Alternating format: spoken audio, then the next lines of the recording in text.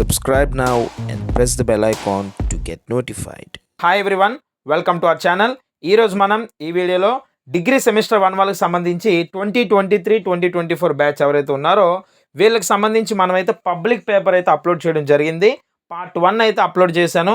మీరు ఎవరైనా చూడకపోతే చూడండి, కింద డిస్క్రిప్షన్లో ఇచ్చాను. ఇది పార్ట్ 2 అనమాట.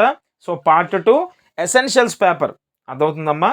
సో ఇందులో ఆల్రెడీ మనం పార్ట్ 1లో చూస్ ద కరెక్ట్ ఆన్సర్స్ అంటే ఎంసీక్యూస్ అయితే అప్లోడ్ చేసుకోవడం జరిగింది. ఇప్పుడు పార్ట్ 2లో ఫిల్ ఇన్ ద బ్లాంక్స్, అదేవిధంగా మ్యాచింగ్, ట్రూ ఆర్ ఫాల్స్ ఇవేవైతే ఉన్నాయి ఇవన్నీ కూడా చూద్దాం. సో టైం వేస్ట్ చేయకుండా టాపిక్లోకి అయితే వచ్చేద్దాం. మీరు ఇక్కడ స్క్రీన్ మీద చూడండి, fill in the blanks. So ఇది ఆల్రెడీ మనకి అంబేద్కర్ యూనివర్సిటీకి అయితే జరగడం జరిగింది ఈ ఎగ్జామ్ అయితే. సో ఏ విధంగా ఇచ్చాడు అనేది మీరు ఒకసారి చూడండి. ఓకే, దీన్ని బేస్ చేసుకొని మీకు మిగతా యూనివర్సిటీస్, అవి ఏ యూనివర్సిటీస్ అయినా అవ్వచ్చు, ఎవరికైతే ఆబ్జెక్టివ్ ఉన్నదో వాళ్ళందరికీ కూడా ఇదైతే ఉపయోగపడుతుంది అనమాట.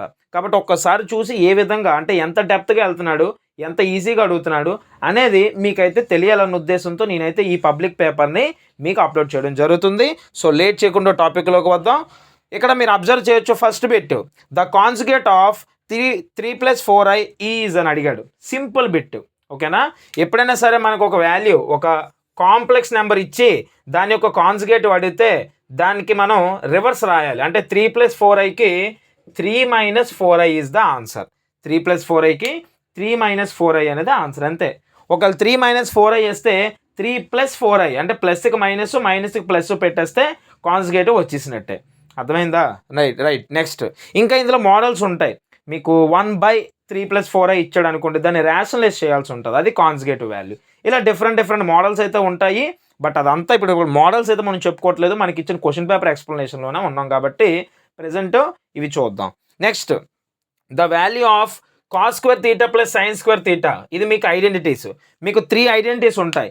sin² θ + cos² θ = 1, sec² θ - tan² θ = 1, cosec² θ - cot² θ = 1. ఇవి 3 ఐడెంటిటీస్ అనమాట. అందులో ఫస్ట్ ఐడెంటిటీ cos² θ + sin² θ లేదా sin² θ + cos² θ, ఏదైనా ఒకటే అమ్మ. ఓకే, సో దీని వాల్యూ ఎంత అవుతుంది? 1 ఇస్తాడు. దీంతో పాటు మీకు ఇప్పుడు చెప్పిన cosec² θ - cot² θ అడగొచ్చు, sec² θ - tan² θ అడగొచ్చు, ఏదైనా అడగొచ్చు. అర్థమైందా? సో 1 దాని ఆన్సర్. యూనిట్స్ ఆఫ్ కరెంట్, ఫిజిక్స్లోకి వచ్చాం. సో కరెంట్కి యూనిట్స్ ఏంటంటే యాంపియర్స్ అమ్మ. ఏంటమ్మా? యాంపియర్. దీన్నే ఏ అని కూడా డినోట్ చేయొచ్చు మీరు, ampere. Next to calculate the speed of the ship using which effect. So ఒక షిప్ స్పీడ్ని మనం క్యాలిక్యులేట్ చేయడానికి మనం ఏ ఎఫెక్ట్ని వాడతాం ఫిజిక్స్లో అంటే డాప్లర్ ఎఫెక్ట్ అమ్మ. ఇది ఫిజిక్స్ టాపిక్ కదా, డాప్లర్ ఎఫెక్ట్. ఇది మీకు ఇంటర్మీడియట్ ఆల్రెడీ మీరు అందరూ చదివారు కాబట్టి ఫిజిక్స్ ఫస్ట్ యూనిట్ వేవ్స్లో topic Doppler shift, Doppler effect, waves, stationary wave, open pipe, closed pipe గుర్తొచ్చిందా? అంటే మన అందరం ఆ వీడియోస్ అన్ని అప్లోడ్ చేసి మన ఛానల్ ఫాలోయింగ్ చాలామంది ఉన్నారు, అందుకు మీకు అది నేను గుర్తు చేస్తాను. ఇది అందులో టాపిక్ డాప్లర్ ఎఫెక్ట్ అనేది. Okay, next conversion of A sunlight directly to the electricity using the devices. Sunlight అంటే సన్ నుంచి వచ్చే లైట్ని డైరెక్ట్గా మనకి ఎలక్ట్రిసిటీ కింద అంటే సోలార్ ఎనర్జీని ఎలక్ట్రిక్ అంటే కరెంట్ కింద, సోలార్ ఎనర్జీని కరెంట్ కింద కన్వర్ట్ చేసే డివైస్ ఏంటి అని అడుగుతున్నాడు. ఏంటమ్మా? Photovoltaic cell. ఏమనాలి? ఫోటోవాల్టాయిక్ సెల్ లేదా సోలార్ సెల్ ఏదైనా అనొచ్చు, లేదా సోలార్ ప్యానల్ అని అనొచ్చు. మీరు సింపుల్గా సోలార్ సెల్ లేదా ఫోటోవాల్టాయిక్ సెల్ అని రాస్తే సరిపోద్దమ్మా. ఓకేనా? సోలార్ సెల్ లేదా ఫోటోవాల్టాయిక్ సెల్ అని రాయండి, ఇది answer. Next the study of the structure, properties and reaction of the non carbon. ఇది చాలా ఇంపార్టెంట్ ఈ పదం, నాన్ కార్బన్ కెమికల్ కాంపౌండ్స్ అన్నాడు. నాన్ కార్బన్ కెమికల్ కాంపౌండ్స్ అంటే కార్బన్ లేనివి అనమాట. దాన్ని ఏమనాలి అంటే ఆ స్టడీని ఇనార్గానిక్ కెమిస్ట్రీ అనాలి. ఏమనాలమ్మా? Inorganic chemistry. ఒకవేళ మనకి కార్బన్ రిలేటెడ్ టు ఉంటే దాన్ని మనం ఆర్గానిక్ కెమిస్ట్రీ అంటాం. సింపుల్ అనమాట, అర్థమవుతుందా? కార్బన్ ఉన్నది, కార్బన్ లేనిది అనేది అక్కడ మనకి డిఫరెన్స్ అనమాట. సో ఇవి 6 బిట్స్, ఇవి రాసుకోండి. మిగతా మనం ఇప్పుడు చూద్దాం. రైట్, నెక్స్ట్ చూడండి అమ్మ, ఇక్కడ 7th బిట్ ఇచ్చాను మీకు. కార్బోహైడ్రేట్స్ ఆర్ అని చెప్పి ఇచ్చాడు అనమాట. అంటే డైరెక్ట్గా కార్బోహైడ్రేట్స్ ఆర్ అని చెప్పి డాష్ ఇచ్చాడు. సో ఇక్కడ మీరు రాయొచ్చు, జస్ట్ ఒక 1 మార్క్ లాగా వస్తుంది ఇది. So carbohydrates are organic compounds అమ్మ. కార్బోహైడ్రేట్స్ ఆర్ ఆర్గానిక్ కాంపౌండ్స్ అని రాసి వదిలేసినా పర్లేదు. ఇంకా వాడు దానికి లిమిట్ ఏం పెట్టలేదు కాబట్టి మీరు రాసుకోవచ్చు బేసిక్‌గా. ఇన్క్లూడ్స్ దేంతో ఇంక్లూడ్ అవుద్దంటే షుగర్స్ అనమాట. ఇన్క్లూడ్స్ షుగర్స్ అంటే లైక్ ఫ్రక్టోజు, గ్లూకోజు, ఇలా సుక్రోజు ఇది రాసుకోవచ్చు. అంతవరకు రాయొచ్చు. బట్ ఇది మామూలు కార్బోహైడ్రేట్స్ ఏంటి అంటే సింపుల్‌గా organic compounds which include sugars అని రాసుకున్నా సరిపోద్ది. అర్థమైందా? Right. Next, Schrodinger's equation is a partial differential equation that involves derivatives with respect to dash and dash. దేన్ని విత్ రెస్పెక్ట్ టు దేనికి మనకి స్క్రాడింజర్ ఈక్వేషన్ అనేది ఒక పార్షియల్ డిఫరెన్షియల్ ఈక్వేషన్ని మనకి రిప్రజెంట్ చేస్తుంది అని అడుగుతున్నాడు. స్పేస్ అండ్ టైం అమ్మ ఆన్సర్. స్పేస్ని టైంని, అర్థమైందా? Space and time. Next, network comprising of multiple topologies. So multiple టాపాలజీస్ని కలిగి ఉన్న నెట్వర్క్ని మనం ఏమని పిలాలి? హైబ్రిడ్ నెట్వర్క్ అని పిలాలి. Hybrid network. Next, dash computers can be easily used for the individual purpose. సింపుల్గా ఇండివిజువల్ అనగానే మనకు అర్థమైపోతాయి. Personal computers, PC. ఓకేనా? మీరు రాసుకోండి అక్కడ కంప్లీట్గా. పర్సనల్ కంప్యూటర్స్ అయిపోయాయి 10 బిట్లు. ఇప్పుడు సెక్షన్ బికి వద్దాం. సెక్షన్ బిలో 1 మార్క్ ఇచ్చాడు. అన్ని 1 మార్కే. ఇవి ఏంటంటే వెరీ షార్ట్ ఆన్సర్స్ లాగా ఇస్తాడనమాట. అంటే మీరే సాల్వ్ చేసి అక్కడ వాల్యూ వేయాల్సి ఉంటుంది. డాష్లో ఏం అడగడు. నేను మీకు అర్థం అవ్వాలని డాష్ పెట్టాను అంతే. Evaluate 1 + 2i × 1 - 3i. ఆ వాల్యూని సాల్వ్ చేసి ఎంత వస్తుందో అంత. ఎవాల్యుయేట్ అంటే అర్థం సాల్వ్ చేయమని అర్థం. ఓకే, చూడండి. 1 + 2i × 1 - 3i అన్నాడు. సో దీన్ని ఎలా సాల్వ్ చేస్తారమ్మా? 1తో ఇది మల్టిప్లై చేయాలి, 2తో ఇది మల్టిప్లై చేయాలి. ముందు 1తో కాబట్టి 1 × 1 - 3i + 2i కాబట్టి +2i × 1 - 3i. ఇవన్నీ ఆల్రెడీ మన ఛానల్లో మనం అప్లోడ్ చేసాం. మీరు ఒకవేళ చూడకపోతే చూడండి, కింద డిస్క్రిప్షన్లో కింద లింక్, ఈ వీడియో కింద లింక్స్లో అన్నీ ఉంటాయి నీట్గా ఎక్స్ప్లెనేషన్స్. ఇప్పుడు మనం క్వశ్చన్ పేపర్ కాబట్టి కొంచెం స్పీడ్గా చెప్పుకోవాలి కాబట్టి స్పీడ్గా చెప్పుకుంటున్నాను. నేను మీకు ఎక్స్ప్లెయిన్ చేసే ప్రాసెస్ చాలా సింపుల్గా, ఈజీగా, నెమ్మది చెప్తాను. అవి ఉంటాయి, కింద వీడియోస్ ఉంటాయి, వెళ్ళి చూడండి. అర్థమైందా? Next, right. ఇప్పుడు చూడండి. 1 × 1 1 - 1 × 3i 3i plus 2 × 1 2i 2i × 1 2i minus plus into minus minus 2 3s 6i × i i² అనమాట. ఓకేనా? ఎంత వస్తుంది? 1 - 3i + 2i మైనస్ i² అంటే వాల్యూ -1 అమ్మ. గుర్తుపెట్టుకోండి. మ్యాట్రిసెస్లో అవ్వచ్చు, కాంప్లెక్స్ నెంబర్స్లో అవ్వచ్చు. i² value -1. అది అందులో పెడితే మైనస్ ఇంటూ మైనస్ ప్లస్ అయిపోద్ది, 6 అవుద్ది అనమాట. ఇప్పుడు మీకు రియల్ నెంబర్స్ అంటే ఇక్కడ మీకు రియల్ వాల్యూ, ఇమేజినరీ వాల్యూ అని 2 రకాల వాల్యూస్ ఉంటాయి. రియల్ వాల్యూ అంటే దేనికైతే i లేదో అది రియల్ వాల్యూ, దేనికైతే i ఉందో అది ఇమేజినరీ వాల్యూ. సో ఇక్కడ 6 1 ప్లస్ అంటే ఇక్కడ ప్లస్ ఉంది, ఇక్కడ ప్లస్ ఉంది. +1 + 6 ఎంతమ్మా? 7 -3i + 2i ఎంత? -i. అంటే ఇమేజినరీ వాల్యూస్ని కలపాలి, రియల్ వాల్యూస్ని కలపాలి. అంటే ఆన్సర్ ఎంత వచ్చింది? 7 - i వచ్చింది. సో దీన్ని ఎవాల్యుయేట్ చేస్తే మీకు ఆన్సర్ 7 - i వస్తుంది. ఓకేనా? అలాగే ఏ క్వశ్చన్ ఇవ్వచ్చు, మీరు సాల్వింగ్ నేర్చుకోవాలి అంతే. Find the median of the data అని చెప్పి మనకి డేటా ఇవ్వడం జరిగింది. ఇది మీరు అవునట్టు రాసారులే చూసుకోండి, పాజ్ చేసి రాసుకోండి. రైట్. ఇప్పుడు చూడండి, నెక్స్ట్ చెప్తాను. మీడియన్, ఇక్కడ మీడియన్ కట్టే దాంట్లో మీకు ప్రాసెస్లు ఉంటాయి. సో మీకు ఈ స్టాటిస్టిక్స్ టాపిక్ అనేది చాలా ఇంపార్టెంట్ అనమాట. దీని మీద మీకు ఉన్న అన్ని క్వశ్చన్స్లో కూడా మీకు 2 టైప్స్ ఉంటాయి. ప్రతి దానికి సింపుల్ చెప్పేస్తానండి. Grouped, ungrouped. గ్రూప్డ్ అంటే టేబుల్ ఉంటుంది, అన్గ్రూప్డ్ అంటే టేబుల్ ఉండదు. అన్గ్రూప్డ్ క్వశ్చన్స్ అన్ని 1 మార్క్ ఇస్తాడు, గ్రూప్డ్ క్వశ్చన్స్ అన్ని కూడా ఎస్ఎస్ కింద ఇస్తాడు. అర్థమైందా? సింపుల్ థింగ్ చెప్తున్నాను మీకు. సో స్టాటిస్టిక్స్లో ఉన్న అన్ని టాపిక్స్, అటు మీడియను, అలాగే మోడు, మీను, ఈ అన్నిటిలో కూడా మీకు గ్రూప్డ్ ఉంటుంది, అన్గ్రూప్డ్ ఉంటుంది అనమాట. సో ఎప్పుడైతే మీకు టేబుల్ కనబడట్లేదో దాని అర్థం అది అన్గ్రూప్డ్ అని, టేబుల్ ఉంటే అది గ్రూప్డ్ అని. ఇది పక్కన పెడితే ఇప్పుడు ఇక్కడ మీడియన్లోకి వద్దాం.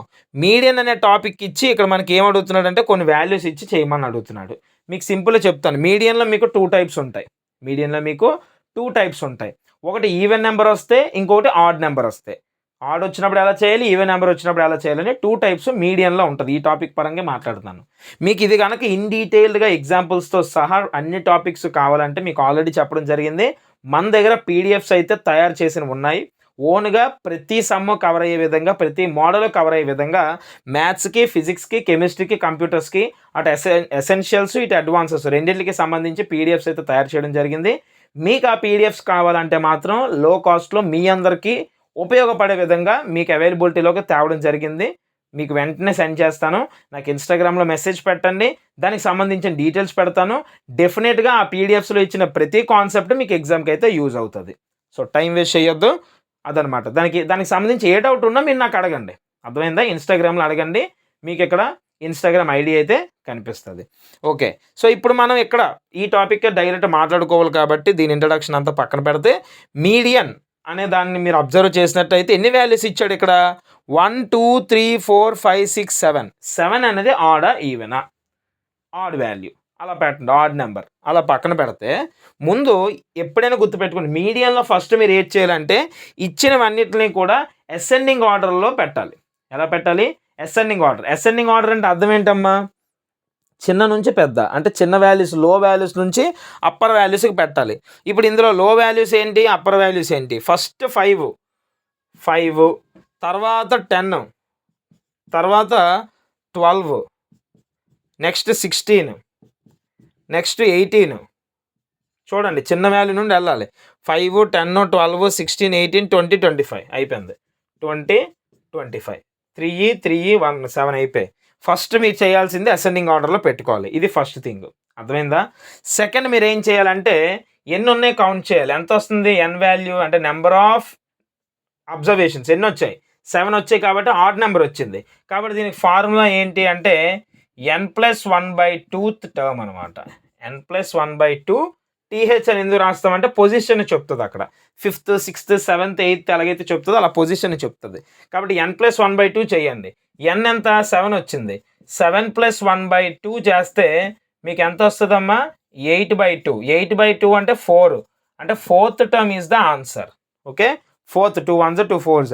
4th టర్మ్ కౌంట్ చేయండి ఇప్పుడు ఇందులో 1 2 3 4 16 అంటే ఆన్సర్ ఎంత?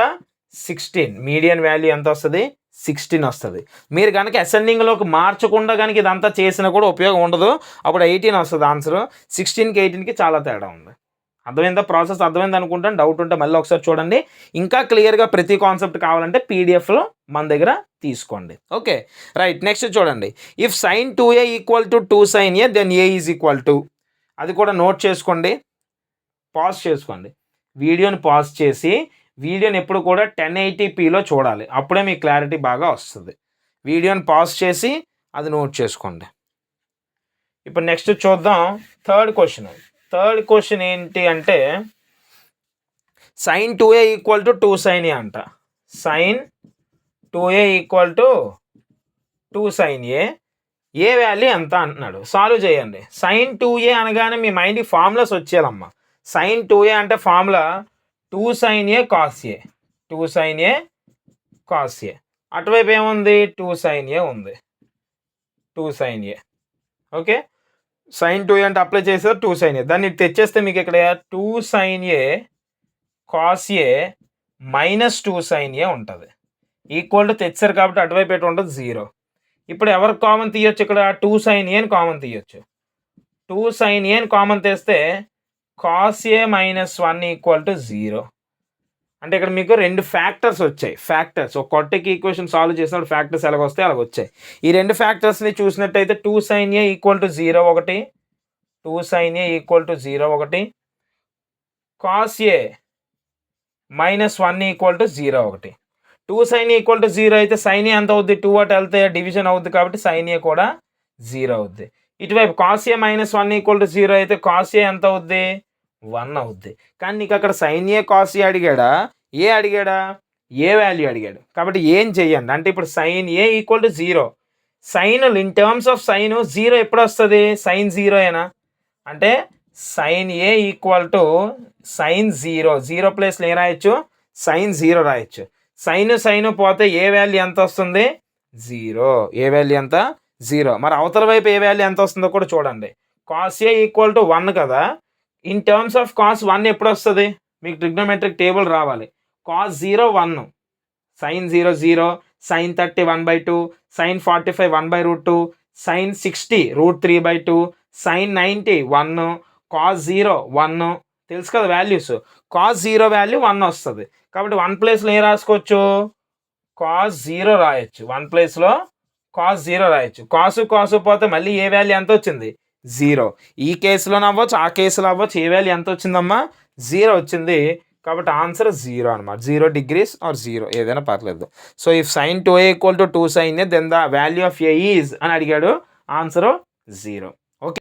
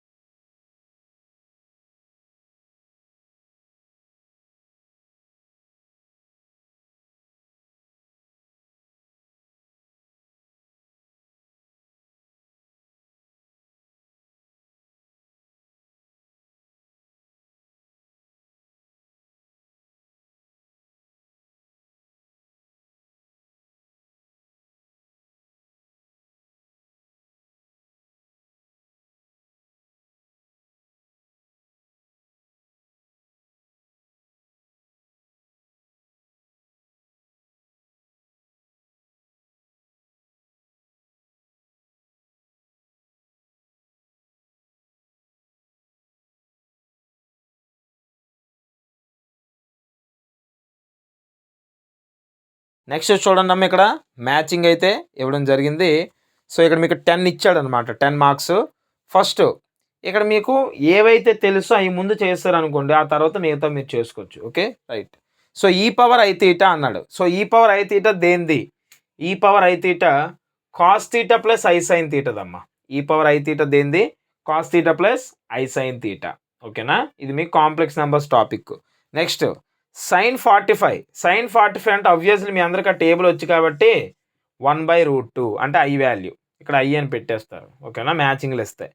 ప్రోటాన్ అంటే మామూలు చూడగానే మీకు తెలిసిపోద్ది, ఇన్నిట్లో నేమ్ అనమాట. ఇక్కడ ఎక్కడైనా సరే ప్రోటాన్ కనిపెట్టిన సైంటిస్ట్ని అడుగుతున్నారు, మీరు సపరేట్ చదవాల్సిన పని లేదు. బ్లాంక్ అయితే చదవచ్చు, బట్ ఇక్కడ చదవచ్చు అంటే మీరు అలాగే చదువుకొని వెళ్తారు, ఐ మీన్. బట్ ఇక్కడ ఏంటంటే చూడగానే చెప్పచ్చు. ఇక్కడ ఎక్కడైనా సైంటిస్ట్ పేరు ఉందా అంటే ఇక్కడ ఉంది, రదర్ఫోర్డ్ అని చెప్పి. ఓకేనా? కాబట్టి ప్రోటాన్. ఒక ఇద్దరు సైంటిస్టుల పేర్లు ఉంటే మాత్రం మళ్ళీ మీరు కన్ఫ్యూజ్ అవ్వాల్సిందే. మీరు చదువుకోండి అందుకే క్లియర్గా ప్రతిదీ. ఓకే. నెక్స్ట్ యూవీ రేస్ ఇచ్చాడు. యూవీ రేస్ అంటే అర్థం యూవీ రేస్ యొక్క వేవ్ లెంత్ అనమాట. ఇక్కడ ఇచ్చాడు. ఇక్కడ ఇచ్చాడు చూడండి, 100 to 400 nm. ఎన్ఎం అంటే నానోమీటర్స్ అని అర్థం. ఓకేనా? 100 to 400 nm మనకి వేవ్ లెంత్ ఉంటుంది అనమాట యూవీ రేస్లో. ఓకేనా? ఎలక్ట్రోమాగ్నెటిక్ వేవ్స్ టైప్స్ ఉంటాయి కదా, అందులో one of the types UV rays. Next metalloid. Metalloid అంటే ఏంటి చెప్పండి. మెటలాయిడ్ అంటే మనకి మెటల్స్ ఉంటాయి, నాన్ మెటల్స్ ఉంటాయి. ఈ మెటల్కి నాన్ మెటల్కి మధ్యలో ఉండేదే అంటే అటు మెటాలిక్ ప్రాపర్టీస్ కలిగి ఉంటుంది, ఇటు నాన్ మెటాలిక్ ప్రాపర్టీస్ని కలిగి ఉండే వాటినే మెటలాయిడ్స్ అంటాం. సింపుల్గా చెప్పాలంటే సెమీ మెటల్స్ అంటాం. ఏమంటామండి? Semi metals. సో మెటలాయిడ్ అనొచ్చు, సెమీ మెటల్ అనొచ్చు. వీటిలో ఏది మెటలాయిడ్ అంటే సిలికాన్, SI అనమాట. Okay. Next if group elements అని ఇచ్చాడు. ఇక్కడ ఇఫ్ అని ఇచ్చాడు వాడు, అంటే క్వశ్చన్ పేపర్లో ఇఫ్ అని ఇవ్వడం జరిగింది. అది కన్ఫ్యూజింగ్గానే ఉంది, ఇఫ్ గ్రూప్ అనేది ఏంటి. ఓకే, పక్కన పెడదాం. నెక్స్ట్ ఇది చూడండి, ప్రోటీన్స్.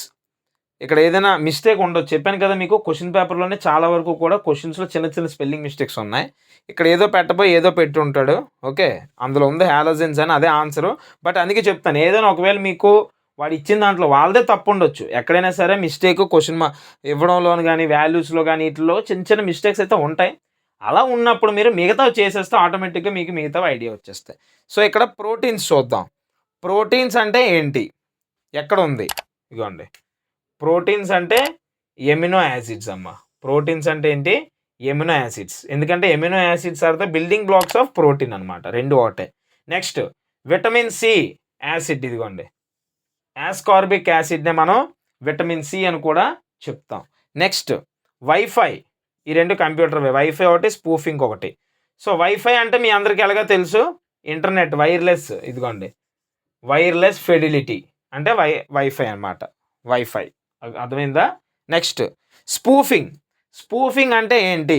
ఇది యాక్చువల్గా మీకు ఫిషింగ్, స్పూఫింగ్ రెండు ఉంటాయి, ఇంకా చాలా ఉంటాయి, ఒక్కొక్క దాని మీద ఒక్కొక్క మ్యాటర్ అయితే ఉంటుంది. సో స్పూఫింగ్ అనేది ఏంటి అంటే మనకి, అంటే ఇప్పుడు మనకి చాలా వరకు ఫేక్ మెసేజెస్ అయితే రావడం జరుగుతుంది. క్లిక్ చేయమని చెప్పి, క్లిక్ చేయకపోతే డబ్బులు కట్ అయిపోతాయి, క్లిక్ చేయకపోతే ఫోన్ కాల్స్, ఇది అదని చెప్పి మనకి ఫేక్ ఐడెంటిటీస్ అనమాట. ఒక పర్సన్ ఇన్ఫర్మేషన్ బేస్ చేసుకుని ట్రస్టెడ్ అని చెప్పి ఫేక్ ఇన్ఫర్మేషన్ క్రియేట్ చేసి లింక్స్ మీద క్లిక్ చేయించడం కావచ్చు, ఇదంతా ఉంటుంది కదా ఫేక్ థింగ్ అంతా. ఈ మొత్తాన్ని మనం స్పూఫింగ్ అని అంటాం అనమాట. ఆ ప్రాసెస్ని మనం ఏమంటాం? స్పూఫింగ్ అని అంటాం. సో ఈ స్పూఫింగ్ని ఇక్కడ ట్రస్టెడ్ ఎంటిటీ అనేది ఆన్సర్. అంటే ట్రస్టెడ్ ఎంటిటీ అని చెప్పి, ఆ మాట చెప్పి మనకి ట్రస్టెడ్ అనేది అనిపిస్తుంది అనమాట, బట్ అది కాదు, fake. Okay right. So spoofing అన్నీ అయిపోయి, మరి మిగిలింది ఏంటి అనేది ఒకసారి మీరు చూసినట్టయితే హాలోజన్స్ మిగిలింది. కాబట్టి దీనికి ఆన్సర్ హాలోజన్స్ అనమాట, సరిపోయింది. బట్ ఇతను ఇక్కడ ఇఫ్ గ్రూప్ ఎలిమెంట్స్ హాలోజన్స్ అని కాకుండా సంథింగ్ ఇచ్చి ఉంటారు.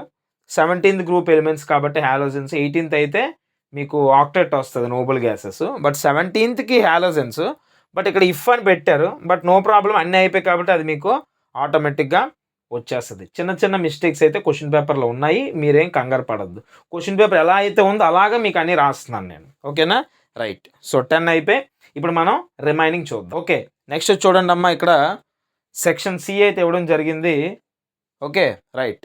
సో ఇక్కడ సెక్షన్ సిలో మీకు ట్రూ ఆర్ ఫాల్స్ అయితే ఇచ్చారనమాట. ఒకసారి చూద్దాం ఎలా ఇచ్చాడు అనేది. ముందుది first, if mod z1 plus z2 less than or equal to mod z1 plus mod z2 అన్నాడు. యాక్చువల్గా ఈ కండిషన్ అనేది ఎగ్జిస్ట్ అవుతుంది, బట్ ఎప్పుడు కూడా వీళ్ళిద్దరూ ఈక్వల్గా ఉంటారమ్మా, less than or equal to కాదనమాట. అర్థమైందా?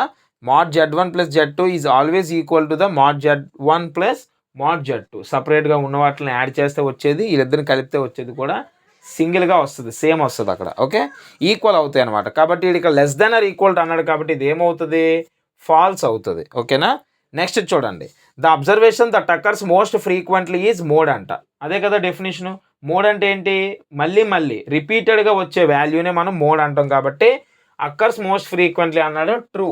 ఓకేనా? సెకండ్ది. థర్డ్ది, magnetic lines of force never intersect each other, true. అది కూడా, ఎందుకంటే మ్యాగ్నెటిక్ లైన్స్ అనేవి ఎప్పుడూ కూడా ఇంటర్సెక్ట్ అవ్వనమాట. ఓకేనా? అది కూడా true. Next, neutron discovered by J J Thomson అంటున్నాడు. ఇది ఫాల్స్. ఇది మీరు తెలియాలి, న్యూట్రాన్ ఎవరు, ఎలక్ట్రాన్ ఎవరు, ప్రోటాన్ ఎవరు అనేది తెలియాలి. So neutron discovered by J J Thomson అన్నాడు. ఇదే టాపిక్లో బ్లాంక్ ఇచ్చాడు, ఇదే టాపిక్లో మీకు చూస్ ద కరెక్ట్ ఆన్సర్ కూడా ఇచ్చారు. So right. సో న్యూట్రాన్ అనేది డిస్కవర్డ్ బై జేమ్స్ చాడ్విక్ అనమాట. ఓకేనా?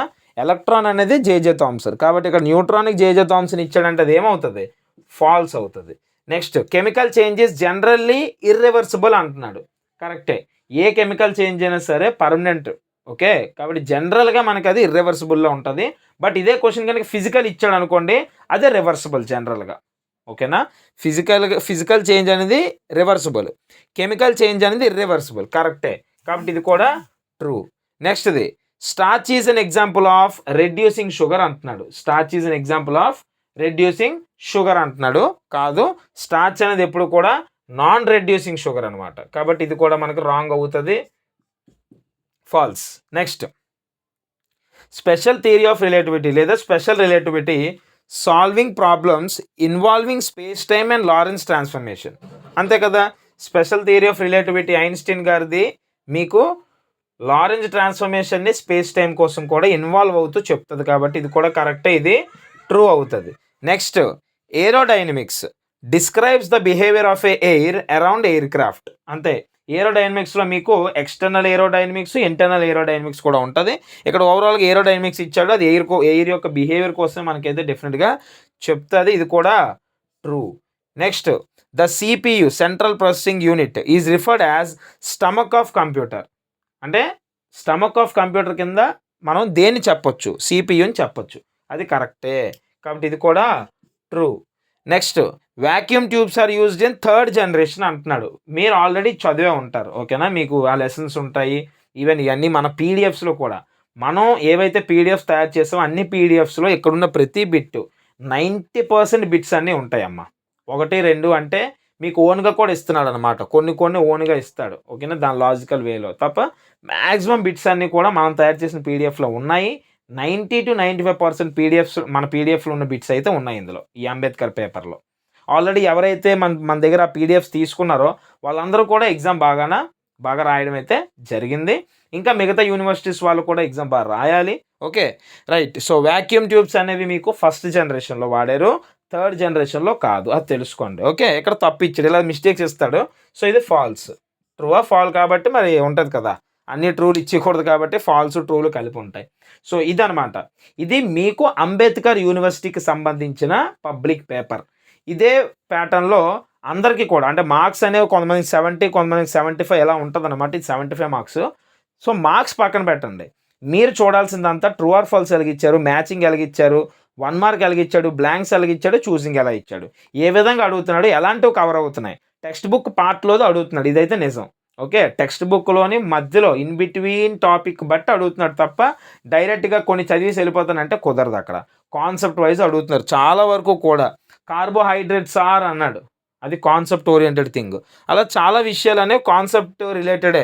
ఇక్కడ ఈ స్పెషల్ థియరీ ఆఫ్ రిలేటివిటీది అవ్వచ్చు, కెమికల్ చేంజెస్ ఇర్రివర్సిబుల్ అవ్వచ్చు, ఇలా చాలా వరకు కూడా కాన్సెప్ట్ ఓరియంటెడ్ థింగ్స్ అనమాట. కాబట్టి మీరు టెక్స్ట్ బుక్ని కరెక్ట్గా ఏ విధంగా ఉన్నది, మ్యాటర్ ఎలా మనం ఫోకస్ చేయాలి, ఏది చదివి ఏది వదిలేయాలనేది తెలియాలి మనకి. అర్థమవుతుందా?